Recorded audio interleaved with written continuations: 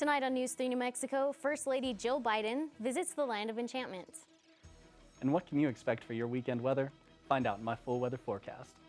And our senior center's back in business since the start of the pandemic. News 3 New Mexico starts right now. This is News 3 New Mexico, your local source for news, sports, and first weather. Good evening and welcome to News 3 New Mexico. I'm Marilyn Upchurch. New Mexico health officials are preparing to respond to communities that are hesitant in getting vaccinated. New Mexico Department of Health Secretary Tracy Collins said the state is exploring recruiting trusted residents who can address concerns about safety and effectiveness. Town halls are also a possibility to vent concerns. Officials already have pre-recorded video testimonials about the coronavirus vaccine. Two top state health officials, Tracy Collins and David Scracy, said businesses can mandate vaccination cards to enter, which might increase incentives to receive the vaccine. Although the state won't pursue any vaccination card mandates, New Mexico is among the top states for vaccination distribution, with nearly 40% of residents 16 and older fully vaccinated as of Wednesday. And staying on the topic of vaccines, the New Mexico Department of Health announced yesterday that New Mexicans 16 and older will be able to self-schedule vaccine appointments starting April 26th. NMDOH Secretary Tracy Collins said in a statement, quote, "With public schools back in session and summer just around the corner, we want students to know that getting vaccinated against COVID-19 protects them and their families and will help us all get back to doing the things we miss," end quote. To schedule an appointment or for more information, you can visit the state's vaccine portal at vaccinenm.org. First Lady Jill Biden visited the land of enchantment on Wednesday ahead of a meeting on health care. She arrived at the Albuquerque International Sunport and was greeted by Governor Michelle Lujan Grisham and Mayor Tim Keller. She then visited the First Choice Community Healthcare Clinic in Albuquerque South Valley, where vaccinations were taking place. The First Lady also met with Navajo Nation President Jonathan Nez and female tribal leaders yesterday to hear about the broader needs on the country's largest Native American reservation and to discuss Navajo cancer care access.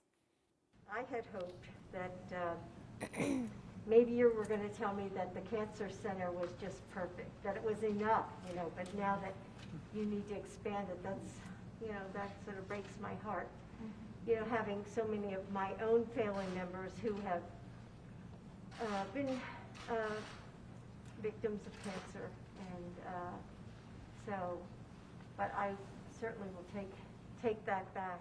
She also visited a small grade school on the outskirts of the Navajo Nation capital today. Here, she met with a handful of students at the school dormitory before visiting a vaccination site. Well, Scott, it has been a windy day. I'm tired of the wind, but nothing new. That's just New Mexico for you. What do you have for us? That's right, Marilyn. Unfortunately, it is nothing new for New Mexico. However, if we take a look at the current maps, we can see that some of our current temperatures down here in the southeast are actually a lot cooler than we should be expecting about this time of year, and that's because the cold wind from the northwest is blowing its way down to the southeast, which is cooling off a lot of temperatures. So we can see quite a bit of mixes between 60 and 70 degrees for the day. But that is all the weather I have for you right now. Back to Marilyn at the desk. The State Land Office has announced a lawsuit against 2 oil and natural gas operators, citing unmet obligations to plug at least 29 abandoned wells in western New Mexico, remove trash and debris, and pay penalties for trespassing on an expired lease site. The lawsuit against BC&D Operating and Dominion Production Company is the 16th in a campaign by the agency to increase accountability for cleanups among natural resources companies that lease state and land. New Mexico State Lands Commissioner Stephanie Garcia Richard indicated that her agency is seeking voluntary compliance with lease provisions before resorting to litigation. A fire that started yesterday in Albuquerque's Bosque has been contained by officials. According to KOB Eyewitness News, as of 6 p.m. yesterday, fire crews have not said how much the fire burned or what may have caused it. This was the second fire that crews responded to in the Bosque Thursday. Another fire was extinguished near Albuquerque Southwest. A Texas man who pleaded guilty in an alcohol-related wreck that killed a Mississippi woman last year was sentenced to 20 years in prison. WAPT-TV reports that 30-year-old Harrison Neal Little received the sentence in the death of 58-year-old Betty Simmons.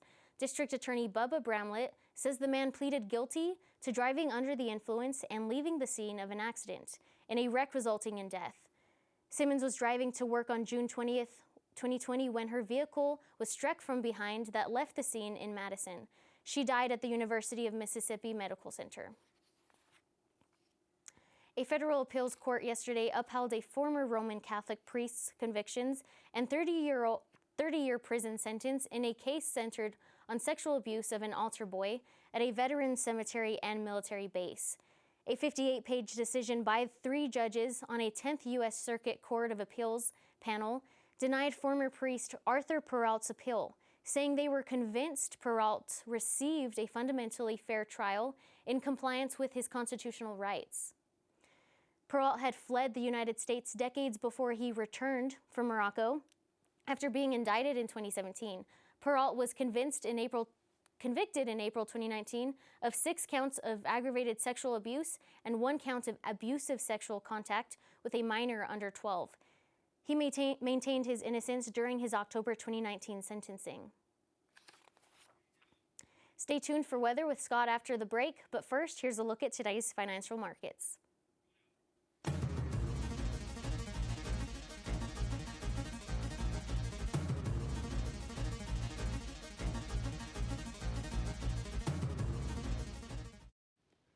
Welcome back, Eastern New Mexico. This is Scott Haas, and this is your full weather report. So taking a look at our satellite and radar, we can see that there's quite a bit of action going on throughout the country. We do see multiple spots, multiple states getting precipitation, and even in Colorado and places north of that, we're seeing some snowfall. So that is pretty exciting. What does that mean for New Mexico? Means quite a bit. As we can see, there is quite a bit of precipitation making its way down to the southeast. However, it will stop right before Portales, so we can't be expecting too much precipitation, but we can be expecting a little bit of cloud coverage as well as some wind. So let's take a look into some of these current temperatures. As we can see in Raton, it is 54 right now, 50 in Clayton, and 67 in Tucumcari. Taking a look up, we can see 65 in Farmington, 62 in Gallup, and 62 in Santa Fe. Moving down to the southeast, we can expect to see temperatures of 72 in Clovis, 70 in Portales, and 77 down in Hobbs. Now let's take a look at some of tonight's lows. As we can see 50 in TRC, 44 in Silver City, and 52 down in Cruces. Moving on to the southeast, we have 46 in Clovis, 48 in Portales, and 49 in Hobbs. And let's take a look at tomorrow's highs. As we can see 71 in Raton, 79 in Santa Rosa, as well as Tucumcari, 68 in Ruidoso. Moving to the southeast, we can expect to see temperatures pretty close to the 80s, of 77 in Clovis, as well as Portales, 79 in Hobbs. So it is definitely warming up. So let's take a look at our 7-day forecast for Roswell. As we can see, pretty sunny and warm weekend at 82 and 92 on Saturday and Sunday. 88 on Monday, 79 on Tuesday. Temperature will be dropping down to 71 on Wednesday, and then wrapping the week up on Friday at 86. Now let's take a look at our 7-day forecast for Portales. As we can see 78 on Saturday, pretty warm on Sunday at 89, 85 on Monday, 76 on Tuesday, and we can be expecting a little bit of rain showers on Wednesday.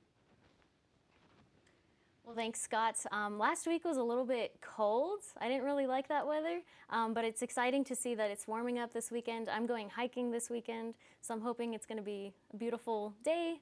But that's all the weather we have for you all. We'll be back with more news right after this break.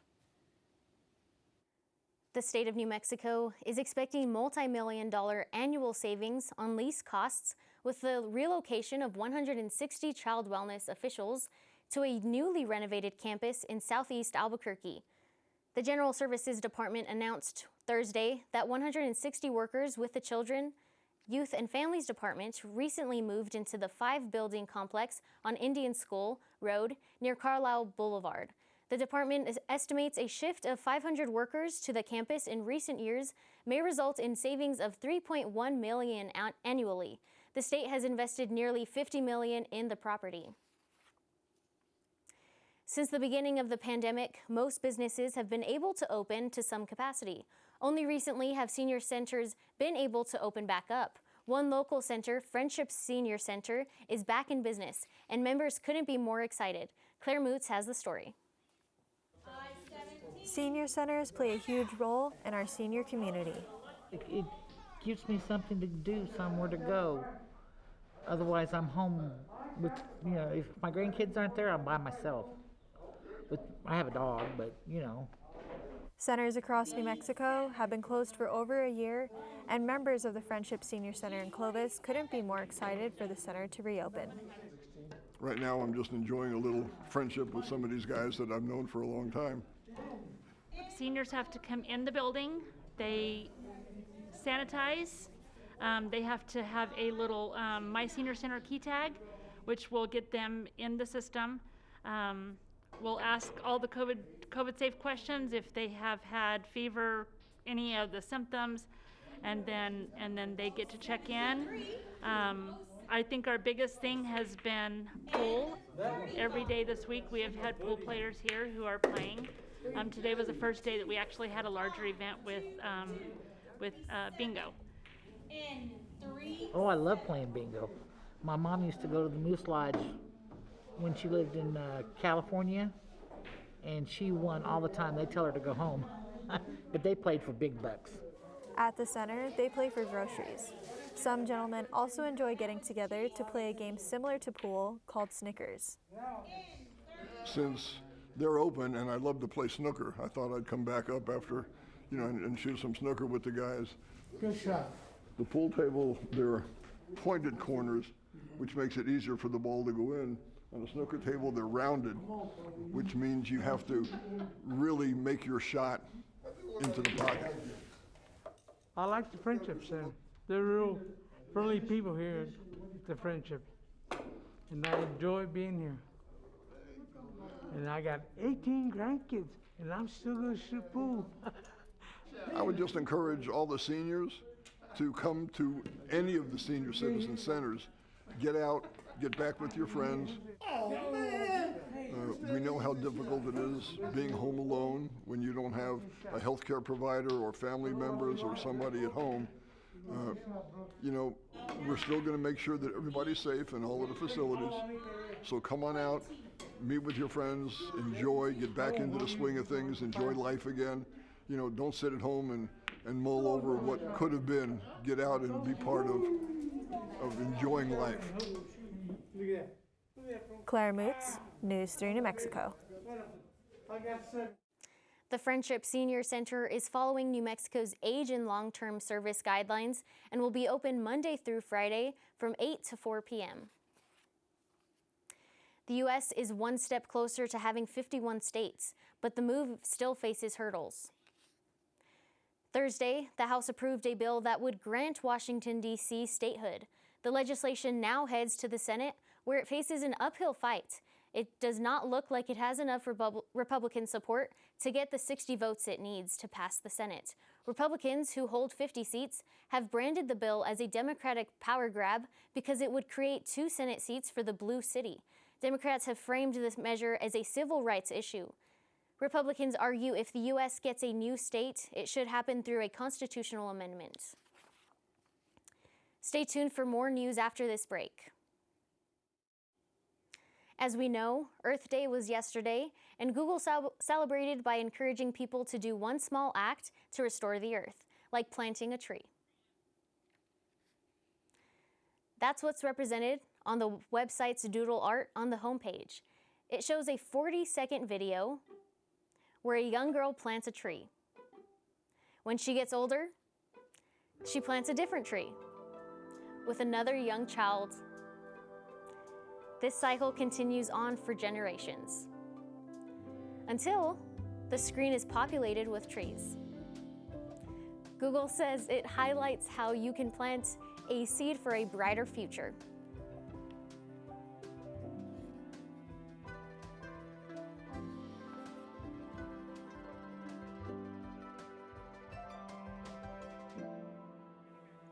SpaceX launched 4 astronauts into orbit Friday using a recycled rocket and capsule, the third crew flight in less than a year for Elon Musk's expanding company. The astronauts from the US, Japan, and France should reach the International Space Station early Saturday morning, following a 23-hour ride in the same Dragon capsule used by SpaceX's crew last May. They'll spend 6 months at the orbiting lab. The 4 astronauts, representing the US, Japan, and France, were supposed to fly to the International Space Station on Thursday, but liftoff was delayed because of poor weather offshore. The NFL has new t-shirt mascots for their teams, courtesy of Disney. Disney and the league have joined forces on a collection of shirts from Junk Food Clothing. The shirts combine NFL teams with popular characters, including Mickey Mouse, the Avengers, and the Star Wars crew. They also feature the team's names and colors.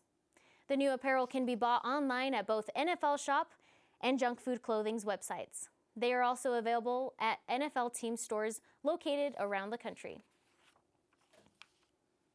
Raising Cane's Twitter announced April 14th something big is coming. This led users to start commenting guesses on new locations or products.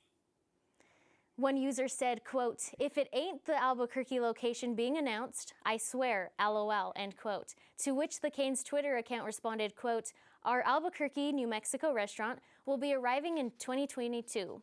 We can't wait to serve you and the community," end quote, and linked to their website with their coming soon locations.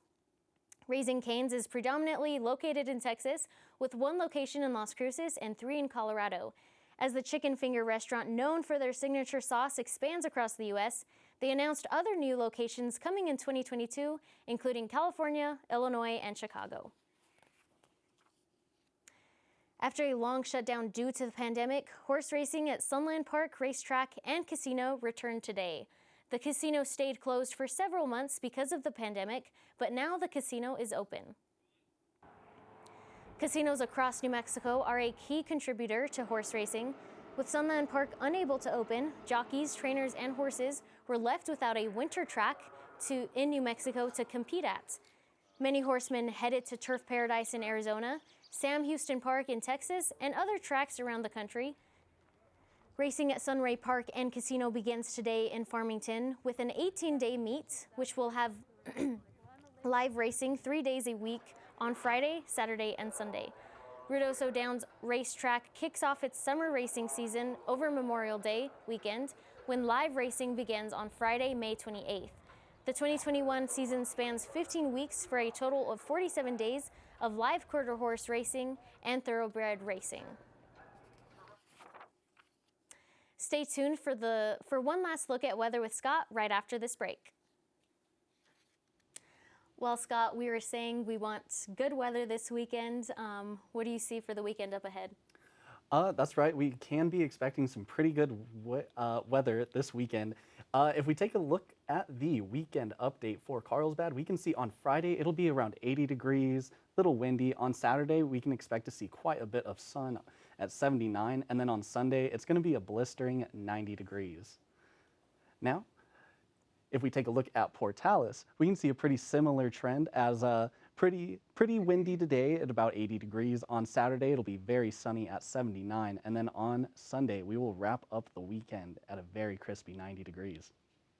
The weather definitely looks great. I said I'm going hiking this weekend. What about you? What are you up to? I'm actually going to some sporting events, so I'm very excited for this great weather. Awesome. Yeah, that'll be perfect. Right. Well, that is all the news and weather we have for you, but we want to leave you with the sights and sounds from the girls basketball matchup between the Texaco Wolverines and Pecos Panthers. Thank you so much for watching and have a great weekend.